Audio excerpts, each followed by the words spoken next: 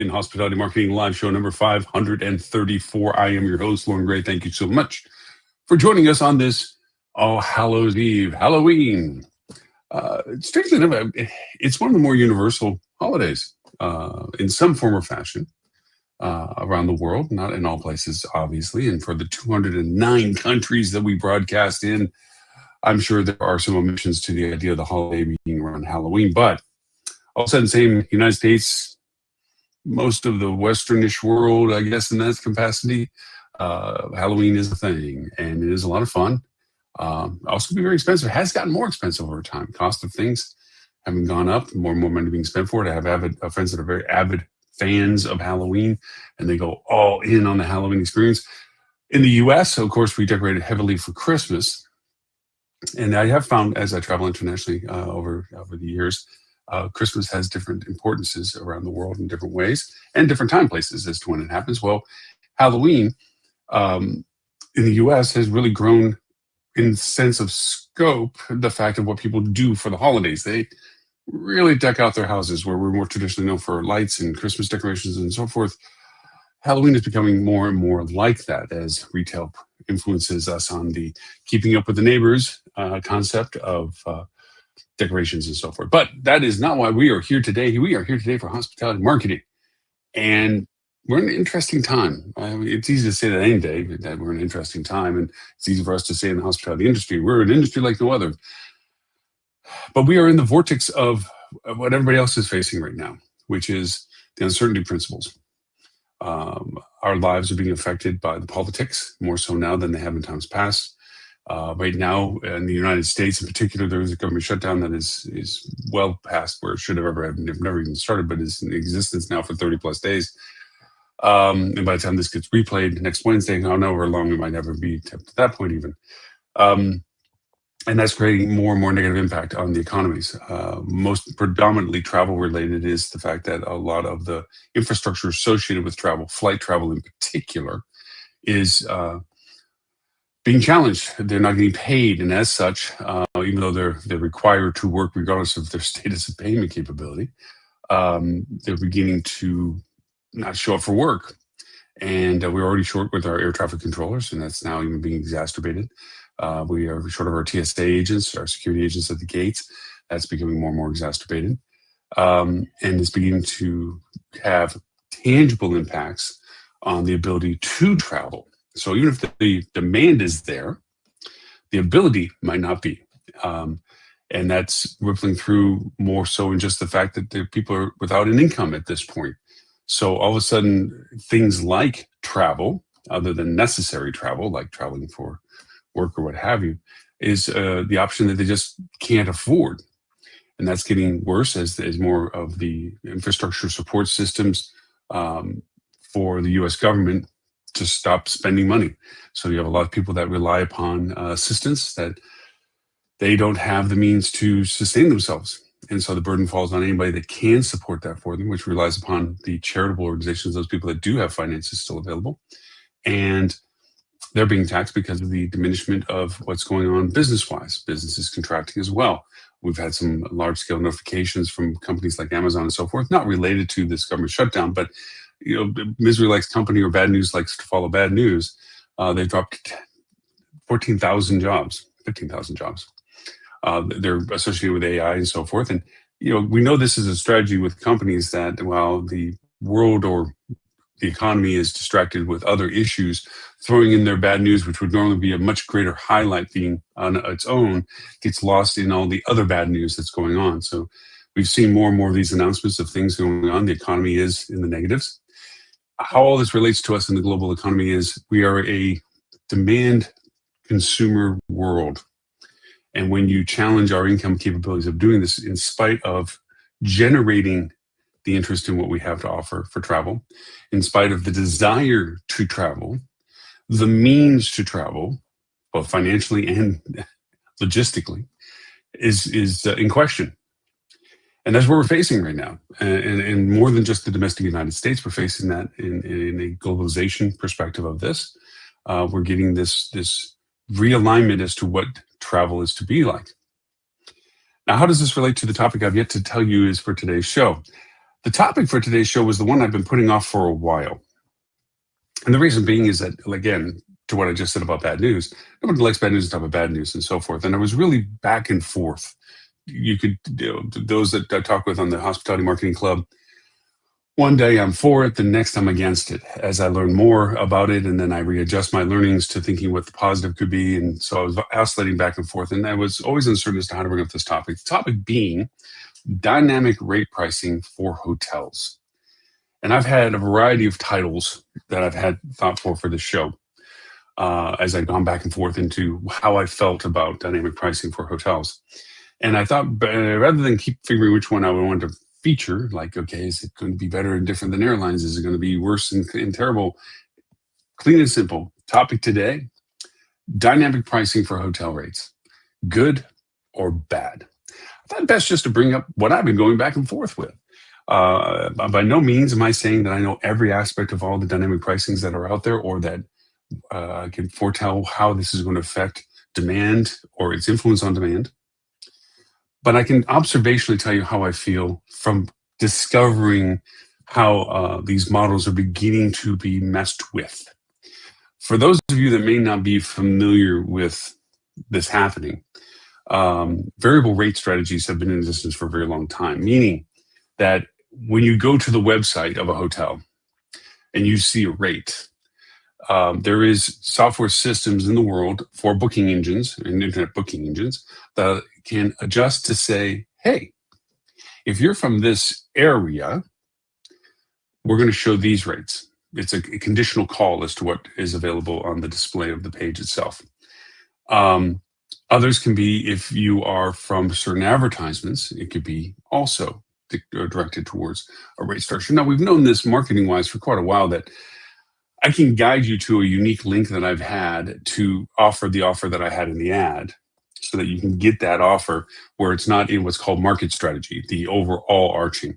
Now, a lot of companies, their fine-tuning of their revenue strategy sometimes gets mushy. When they see a good thing happening, they think more of it is better. When they didn't realize is that what made it successful was the limitation of its exposure, not the value in public. So they'll take sometimes a directive offer and think that it's better to make sure it's available everywhere than it is just the place that we were designating it to be, like in an ad campaign or what have you. And it dilutes not only the value impact of it, the interest of it, the specialness of it, but it also completely waters down the impact of having created it, because now being a part of market strategy means that you really can't define, was it the campaign that you focused it on, or was it the fact that it was picked up in general from the discovery coming to your website or to whatever means that you distribute your rate availabilities. That's been in existence for a while, and we've muddled through that over the years as to how do we define, is it a pro or a con? I can honestly tell you that segmenting out areas of rates, and I say this, think of it this way. You have a hotel that's located in New York, and you make sure that those that are exposed to your rate within 150, 200 miles, rating it of, or you can geo area, there's lots of variations to how what platform allows you to do what. Say all of these areas are going to have a higher rate. Why? Because I have a demand from that market pretty persistently, so I want to yield that demand better. If I'm going to get people from a radiant that requires flights, so beyond 500 miles, I want to have a lower rate as an incentive for them to choose, because I want to mitigate my cost impact on their travel costs to solicit them to come to New York to me compared to alternative markets that they might be choosing in contrast. That's where this kind of strategy has always been played into. I say this is past tense because it is past tense. If anybody's following just even cursory social media as to people's evolution of use of AI on travel planning, travel discovery, travel interest, you'll see that it is very singular discovery. I am looking for. This is what I want. The generalization of our rate strategy has always been categorical. I've said this in many conversations when I was traveling the country world in a speech program that we had called Rocket for HSMAI, that we as humans have to cluster our understanding of people. We stereotype them or what have you. We also cluster them from a marketing perspective to standardize some of our relationship understandings with them, because the volume of individual marketing is too wide a variable for us to rationally understand how to approach each person individually, cater to their own individual interests that we may not always know. So we categorize them. My best example I ever gave was Smurf for group. And I always made the joke at the presentations that unless a very small blue person shows up at your front desk, there's no such thing as Smurf. But Smurf does exist in marketing strategy, social, military, religious, fraternal. Okay, these are categories of business for groups because they behave similarly. When you're talking about wedding planning, there's a similarity of how you approach that market segment, of what they look for, the amenities and the relationships of their interests are all, there's commonalities to them. So we categorize them that way. Corporate business is the same. Consortium business, wholesale business. We categorize them as to the source of what they represent and how they behave in that structure of discovery of our product. And that way we as marketers can do better at addressing that specific category of interest rather than trying to somehow assimilate the individual nuances of each person. Because once we all know, weddings, there's no sameness, there's no exact wedding. There's a lot of similarities, but no wedding is the same. They're all different. Sometimes literally because of the people that are involved with them. The process is the same, but the details are different. So with that, we're now in the world of AI. And AI is allowing us to really become disseminated in our approach to our interest of travel. We as travelers know that we fall under categories. Some of the simplest ones, were we traveling with a group or were we traveling for ourselves? Transient. Well, transient business gets fragmented into, am I traveling as myself for business? As myself for leisure? Am I traveling with a family? What's the composition of my family? What's the age of my family? What's the purpose of my travel? The duration of the travel? The finances of my travel? Now you get all these fragmented value representations as to how you customize marketing. And we've always been, as marketers, either one step behind at best or catching up at least on how the changing landscape of our guests discover us. Now, we have been pursuing, usually up to this point from marketing strategy, by volume. Where is most of our guests finding us? What channel is that? And predominantly of these past decades, as it has been the internet. That has been the largest. I can tell you pre-internet, having been old enough and in the industry long enough to say this, that it wasn't always the case. Historically, way back in the day, in the 90s even, you had a hotel book, and that book had hotels. If you weren't in the hotel book, well, then you just didn't exist as a hotel.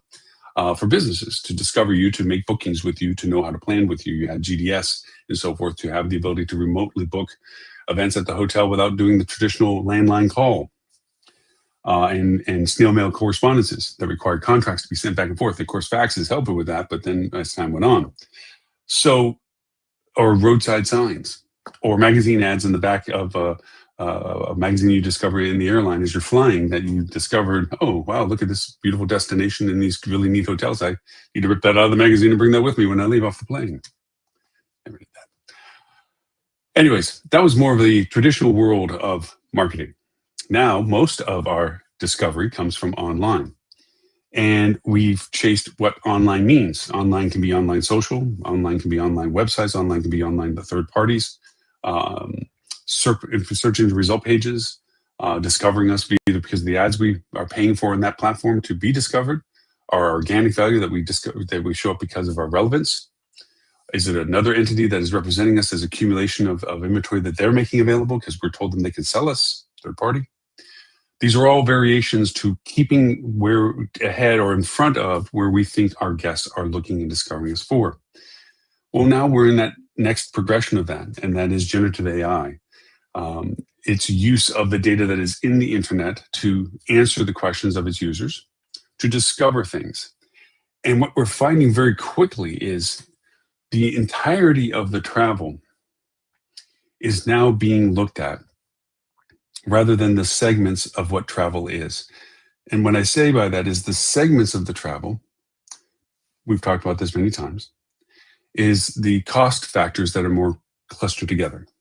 Accommodations, transportation, food, entertainment. Those are primarily the four categories that are the easiest to cluster when it comes to travel costs. And we've broken down in previous shows the relative value of what people are willing to spend based on their gross income at what stage of life that they're at.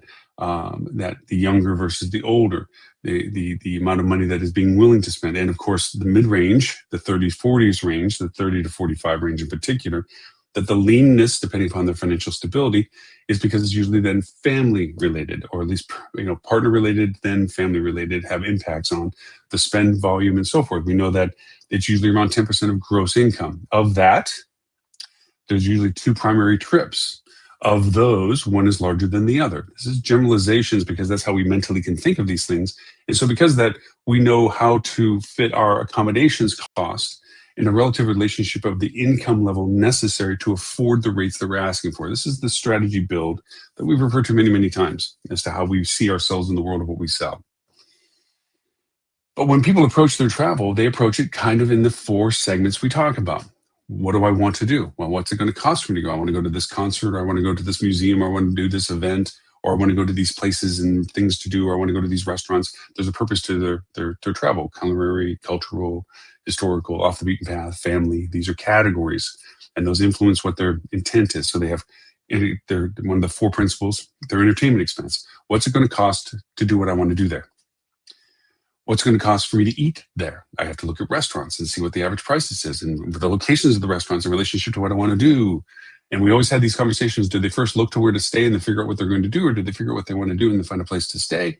We've had these conversations many, many times over the years, and we will continue to have them. Then the travel of, well, what's it going to cost for me to get there?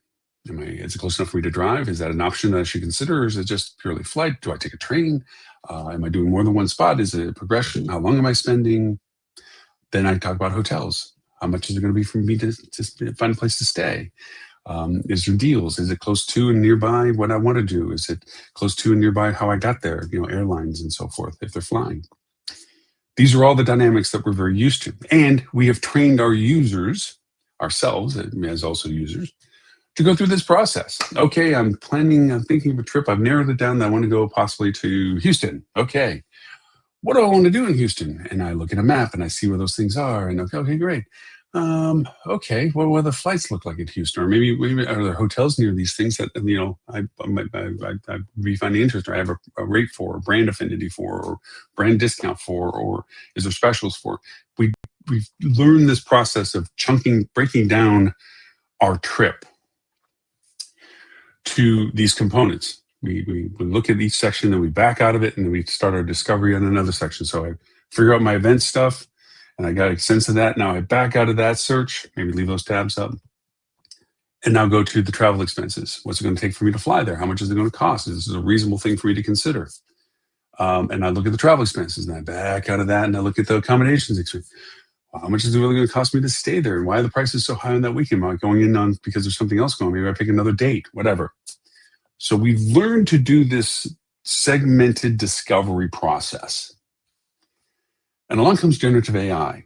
And again, as I said, if you take any cursory look on even any of the social media channels as to how people are discovering how to use AI to make their travel plans, you have some adaptive that are saying, do better the way you used to do it, like set it up to tell you all the flights and the best prices for the flights. They might just say, tell AI to find the best flights, or tell AI to find the best accommodations, or tell AI to find the things that are going on. So there's a cluster of people that are just adaptively using AI to be better at what they do, okay, for the discovery process of what they're doing, okay? And that comes from just using the tools differently than what we used to do traditionally. Like just saying, okay, we're going to do the same things we did before. but we're going to have a better tool now. But what you're seeing grow quickly, and this comes from the AI browser, AI powered browsers discussion we had last week, is you're seeing that the people are changing how they use AI to be more cumulative discovery. Plan me a trip for this place that involves this things to do. I want to find hotels that only cost this much, that are within this range. I want to find flights that are the best price from these airlines, or this from this source point, from leaving from here, that are the best prices. So they can make it as convoluted as possible. So what they're doing is casting a very large request over a variety of variables that usually, historically, you would have to search individually to discover what you needed to know about each of them, your accommodations, your transportation, entertainment, food costs, and so forth. Instead, they're wrapping it all up into a single discovery with the parameters that only they know. Okay, they may know that I can travel any week in March after the 7th, and I want to go to this destination, and I want to spend 3 days, and I'm really interested in really cool foods, maybe even some particular ones, and I don't want to spend more money than this.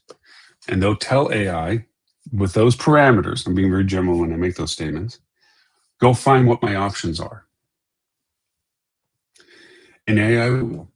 Some of these browsers, I know that Comet does this particularly because I tried it just to see if it did do this, and it does do this, is you can tell it to go do these things and to continue to look. So it's just not a single request, look at it, slice of time, this is what I found for the time that you asked me, this is the results I got. Instead, it'll keep looking, and it'll notify you if you allow it to tie to your internal system, email and everything else or whatever. It'll keep in collaboration with you. It'll even look at your schedule if you let it. It'll do all these things. The point I'm trying to make with this is the parameters of the discovery are being homogenized together. They're being gathered together in the way that it was meant to be if it was possible to have been done at the time, years ago, where you're saying, I'm wanting to take a trip, I'm interested in this location, and I have this range of time, or these times in particular, or this budget in particular, that I had to fit it all in. And the AI will go and it will find, based on what you told it are the parameters, options for you. Well, I can get you on this flight, and you can say this hotel and these restaurants and do these things with what you told me you said had to be followed within. But if you wanted to, if you spend, and it would start telling you, it tells you this and the results. You want to spend a little bit more money on your flight, then I can offer these dates in addition to the one I just told you. Or if you want to spend this much more money on the hotel, I can offer these things to do because the hotel's closer to those things. Or you can, it does all of these variations to show you, to give you the option of what you might want to make as modifications to your request. And as it gets to learn you more, that is some good English I'm using today. As it learns more of you, it begins to qualify its results to you. If it knows you always travel with kids, or at least that you travel enough with kids that that's usually your first request, you would have to then specify, oh, no, I don't need the family. I'm flying for business, and go clarify. And then it would go search and come up with the results differently. What makes this challenging for us is that our rate now has to fit into a cumulative discovery, not a singular discovery. It's not that we don't still need to fit into a parameter of budget, even if this individual discovery of hotels under a certain rate, or I'm looking for this cost for accommodations or what have you. We still have to fit under those guidelines for that individual discovery. But how? Obviously, if our price is $1 higher than the price that they said they're willing to spend, a guest doesn't know what is a reasonable price for our market on any reasonable date. They're not our revenue managers. They don't know that the date that they're looking at is a high demand date, and where normally we're at 150, we're at 350 that weekend because we can call for it because we have a high demand that weekend. Guests don't know that. They don't know what's considered a reasonable rate. They know what they can afford cumulatively, but they don't know what they can afford individually when it comes to that. Like, well, can I afford a $300 room rate with my budget against my flights that aren't changing and there's no variable for me to be able to get there? No, I can't. I have to bring my rate down. Boom. Well, AI, as it goes out to discover rates, knows that. And if you don't fit the budget value, it knows that this is how much I have to spend on the flights. There's no cheaper flights. So all the other things, this has to be under this rate for or volume of cost for it to fit into my answer query. And immediately, even though you may have been a great hotel to choose, maybe you were a great location to choose, all the other things fit well. The part that was parametered in the query excluded you from the result. And you never even know you missed the party. These are the things that are beginning to go amiss. This is why I brought up this long explanation about dynamic pricing for hotels. Dynamic pricing for hotels allows for opportunity to fit into that mold still. If you were in a magical place where, as a revenue manager, 100% able to speak with anybody that was inquiring with your hotel, and an AI bot came up to you, see, it's a magical world, and said, I have this request to be here for these 3 days, and I have this parameter of costs. If you could give me a rate that would be this for this duration of days, cumulatively, I could have you in my results. Would the revenue manager say yes or no? Let's translate the revenue manager to being a revenue management agent that we build for our hotel. That it will see the query and say, oh, no, I can do that for you. Yeah, for you, yeah, I can do that. I can fit under that number for you. If that's what you need, I can make that happen. Now, that doesn't mean everybody else that's coming and asking that revenue agent for your system will get the same rate. They'll get whatever rate that they can get based upon their queries. And the revenue agent might say, I only have a couple of these that I can give, at which point I really can't give you that rate to fit what you're asking for. I equate this, and this goes back with my vacillation back and forth as to the pluses and the negatives of the dynamic, because we'll talk about the negatives of dynamic pricing as well. The positives of this is that when I was running hotels in Florida Keys, we had a massive walk-in rate. We could be at 48% occupancy and fill and sell out by that evening because of the walk-in rate. And we were located in Key Largo. And strangely enough, no matter how much it was known or not known, people felt there was an infinite amount of hotels in the Keys. They just simply had to choose which one they felt they liked it most of, how tired they were, and how much the price was. And the Keys were expensive, always are, and always have been, and still are. And pricing-wise, we all knew this. As people came down for the weekend, Key Largo was one of the first major keys to hit, and we would tell them the rate. Oh my God, that's way too much. No, I'm just going to keep on going down the road until I find a cheaper rate. Not knowing that the farther down the road you go, the higher the rate goes, not the lesser it goes. So we would let them do this. Like, well, look, you're going to find them higher there, but you're not going to believe me by me telling you that. So we'll be here, but we may not have any rooms available, and they might be more expensive than the rate we told you about by the time you get back, because that's what would happen.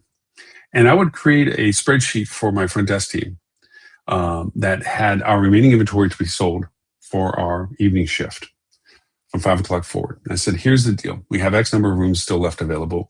We're looking for a cumulative rate for the day of X, say $300. Now, it is really easy to tell somebody that walks in, pulls in with the car, comes to your friend and says, hey, how much is your rate tonight for one room? It's easy all day long to give them a low rate. You'll sell it every time. Oh my God, that's great. I'll take it right now. Boom. It's a lot harder to sell a higher rate. Oh my gosh, really? That much? Well, that's too kitschy. This? No. Well, we're about sold out. That's all I can offer you. And it's like, look, you can go to the other hotels, but I already know most of them are already sold out. We're probably one of the last few places that has a room. It's this rate or you have to drive off the island. Oh, okay. Boom. That happened all the time. So I tell my front desk, okay, you can sell these many at this lower rate. Those are the easy ones, okay? These many at these rates, these many at this, and these many at the higher rates, okay? There's the outline. 2 of these, 5 of those, 7 of those, 10 of those. But if you sell your lower rates, it's really hard to sell your higher rates. And if we ended up emptying rooms or having empty rooms because you couldn't sell the higher rate, then that's a failure of our program to yield every room rate available. It's easy to sell the last room at a low rate. It's hard to sell the last room at a high rate. Nobody likes bad news. Nobody likes giving bad news. Nobody likes walking and saying, I have no rooms. So I told him, I says, sell the harder ones first. The easy ones come fast. Okay. Also, the more that you can sell on the higher, the more available you have on the lower. Because once I have that blend, and I showed him the range, if you sold if you sold 2 more of the medium range ones, you could sell 5 more of the lower range ones. If you could sell 1 more of the highest range one, you could sell 15 of the lower range ones. So you get to be the hero. You can tell more people, I can give you a good rate than you can the others. Strangely enough, the front desk, realizing how this all worked, began to get really good at making sure they always push for the higher rates. But we're able to be the good person by giving a rate. They see that it's raining cats and dogs. The family showed up that you could tell they're tired. Maybe they even showed up once before earlier in the day thinking, but they were scared by the rate. Now they're hoping the rate that you told them earlier in the day, which was the low rate, is still available. And you don't want to tell them the bad news is that it's a higher rate. And you get to be the hero and say, I can still give you that rate. Come on in. It's miserable outside. Let's get you in the rooms, get you all cleaned up, and have a fun day tomorrow. This process began to get learned by everybody at the front desk. They began to eventually, I didn't have to make this chart, this variable chart, which was just a yield chart, just for those that know math. Just a yield chart. Less of these, more of those, less of that, more of this, less of that, whatever. Well, dynamic pricing for hotels. Same methodology. You can yield a certain number of certain rate rooms when available. And then because the lower rate rooms are gone, you are forced to charge for higher rate rooms to maintain the threshold of where you want for your rates that day, the revenue for that day. And dynamic pricing can do that very efficiently. And it can also make sure that you're available for all of these demands that are coming at you now that are not just rate discovery, but availability based on containment of the parameters of what they would be willing to book with you. Okay. And that's the benefit of dynamic pricing, the ability to accommodate the demand as it comes to you for the qualifier that it's there for.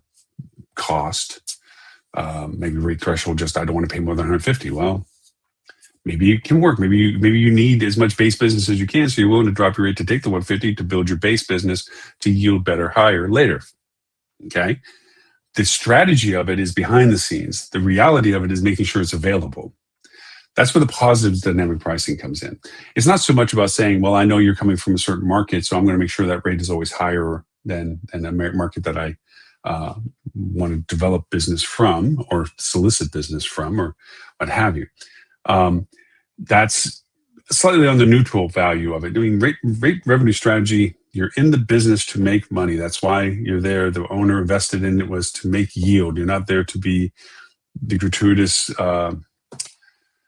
giveaway. Okay. It is a business and you have to generate revenue that is in excess of your costs profitably, meaning money in residual afterwards that benefits the person that made the risk investment to even do the business. So there's a reality to that. You can't be Daddy Warbucks to everybody. But by the same token, you need to be available at the level of demand, which is at a rate that is requested or at a cost that is defined, or is it a value that is determined that you can accommodate opaquely to everybody else. See, that's where we are right now with this is our market strategy where we expose all of our rates in general, which we're compared to for rate parities of OTAs and everything else contractually, okay, is where we have to play in open field. Opaquely, dynamically, individually allows us to adaptively change the rates according to the requested accommodations that's being placed upon us. Do I really want that super low rate business when nobody knows about it? That's why opaque third-party sites existed the way they did. You didn't know what you bought until you bought it, so you can get away with the prices that you're asking for it, so that nobody can complain to you as somebody saying, hey, look, we have a contract that I'm supposed to sell your hotel at a rate that you sell, and you can't go lower than what you tell me I can go. That rate parity discussion, which is always under challenge because we know OTAs abuse that regularly with bed factories and so forth, and affiliate relationships that we constantly whack-a-moling to try to stop them. This is a great dynamic pricing model would be great at killing those bed factories, because your rate is fluid according to the request being made opaquely. Also, the ability of dynamic pricing allows for a combination value that if you, in your collaboration with generative AI, say, look, here's the thing, generative AI, the rate of the hotel is contingent upon the other stuff that they buy. So if your user is asking about restaurants and so forth, if they were to buy a $100 food coupon for our restaurant, I can knock the room rate down. True dynamic packaging begins to come into play. If you want to add the spa, or if you want to add the golf, or you want to add whatever, the combinations of what you're asking for, I can adjust each of the prices according to the things as they get brought into the conversation. So if you want to do all these things, I could fit the pricing model you're looking for to include all these things at these levels for what you're asking. You, the individual, not the Smurf, not the category of interest that we have you defined as, but as the individual that's asking cumulatively, well, I want to go play golf, I want to play some tennis, I think maybe my wife wants to go to the spa. Maybe I want to go to the spa. We're going to go to the restaurant, which is convenient. Is there something out there that I could do all that for $1,000 a day or $500 a day or whatever? And now you have dynamic pricing. That is a good thing. So we talked about the happy good things about dynamic pricing. Let's talk about the dark side. The dark side of dynamic pricing is what I equate a little bit to what the airlines are using it for. Delta in particular, they're using this pricing model. Not that all of them aren't. KLM is using it as well, which is also an affiliation with Delta. But and that is, they're saying, oh, hey, you've come to our website a couple of times looking for this one particular flight. So we're not going to show you a cheaper version of it because we already know your interest is in it. So we're going to show you higher prices because obviously you're looking to book this flight. So we know that you already want this. So the price isn't going to come down to solicit you to buy it. The price is actually going to go up because we're going to yield your interest in getting it. That is pretty much in a nutshell how the airlines do it. Frequency of discovery, purpose of discovery. The idea that it is used to immediately yield up. Now, it is, you say right now, well, I can go incognito, I can try. Yes to some of it, no to most of it. They still is a discovery IP that they can use. There's still a geolocation that they can use, even if you use VPN, which there's always these end arounds. But mainly, and this is the positive and negative side of this, the negative of generative AI, by the phrasing of the discovery of what it is looking for in its discovery, it can learn the repetitive patterns of your search to know that it is still you. And because of that, it will still come back with higher yield costs than if you were not that same person looking at a frequency that you are, or at a persistency that you are, or at a detail that you are. We already know the gimmicks. Don't go log in initially to discover what's available to you. First, discover what's out there, and then go back and specifically look once you're ready to make that cognitive process of discovery purchase, so that it doesn't have the chance to adjust based on your connection and request. That's the negative of dynamic pricing. Obviously, there's more in depth as to the identification process of an individual, the surrendering that we do in terms and conditions to websites to say, yes, I allow you to, in order to see what I need to see, I got to give you the permissions to let me look at it. But those permissions also come with the cursory connection of saying, I'm allowing you to know who I am. So you literally can exploit my interest to higher yield your rate because I made the silly mistake of saying that I wanted to fly on your carrier. You're the only carrier that I can fly on. And in order to get the price, I got to tell you it's okay to track me. That's where you begin to have to find better ways of asking information that is not from you as an entity, but it is you in an avatar, so that they can think that they're chasing down you over here, but then you can come in neutrally and get a better value because they don't associate all the complexities of the dynamic pricing that they're inflicting upon interest with your avatar on you, the purchaser. So there is that. And it's a shame that we have to play these games with the platforms, but that's what I'm worried about with hotels. That's the negative that maybe you go over and say, wow, maybe I don't want to talk about hotel dynamic pricing because it's going to create a whole mess of, wow, gee, Lauren, thanks for being positive about something that's really hurting the consumer. It is. As Tim Peter says, now Tim Peter took this as a quote, and us on the show, Stuart Butler and so forth, we always laughed about the fact that we say Tim Peter said it, but really it's a quote from someone else that Tim Peter uses. When the ship was built, then when the ship was built, so too was the shipwreck. There's a light in the dark to this. Dynamic pricing can be incredibly helpful, satisfying, and rewarding both for the supplier, us, in being able to accommodate an interest that we can price match, or in the sense of fit the accommodations that they're looking for, to give us the base that we need to continue to yield, and to the consumer, they got what they wanted from us, even though we weren't advertising that was available. That's the positive of dynamic pricing. The negative is exploitation of the data that we know about people, yielding it against them to generate stronger revenue at the expense of whatever could have been better business. Not just the single purchase, but the life value purchase of that.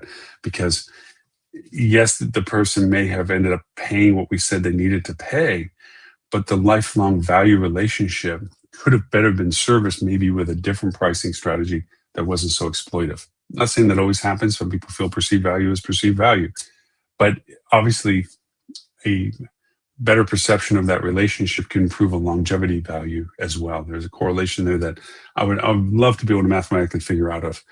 It's okay to have paid the price, but what price would have been more comfortable that could have been sustainable by the supplier, that the purchaser would say they brought more loyalty to returning to that provider because of it.